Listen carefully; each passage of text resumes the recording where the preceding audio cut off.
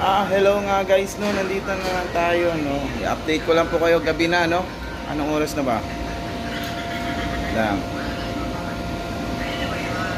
Oras ba to? Hindi na. Alas 11:45 na guys, no. Dito pa rin tayo sa shop kasi nga kailangan nating tapusin itong mga pending natin, no. Ayan, tatapusin natin yan. Mag-overtime tayo. So, wala. Kailangan natin tapusin to para mahabol natin yung mga pending natin din bukas kasi marami pa. Meron pa pong woods cover. Yan.